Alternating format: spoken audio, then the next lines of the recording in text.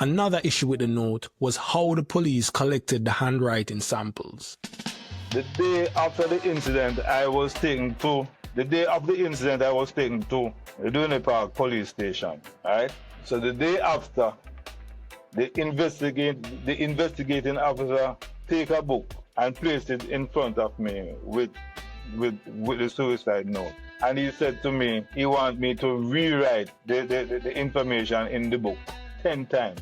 And I should write it like how it write and space it like how it space. Now, I was very emotional. I was very distraught, right?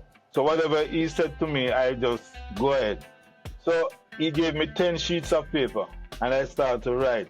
So what I did, I would write, if 6 words was in a line, I would write 6 words in a line because he said, write it like how it write, paste it like how it space. That was his instruction.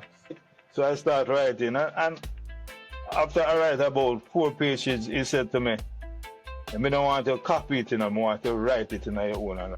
The problem is how you collect the note can affect what you can find from it. It was agreed between experts, and I'll come on to it, that the method of obtaining a specimen should have been by dictation rather than copying from the disputed handwriting. And here you get a sense of the power of the police. They ask the investigating officer how you come up with the approach. And him say, him just follow mine.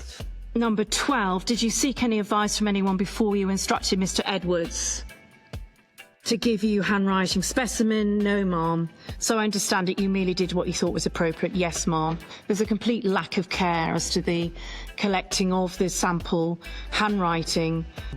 I should not have seen the suicide note, number 1, right? And they should not have asked me to rewrite the same note.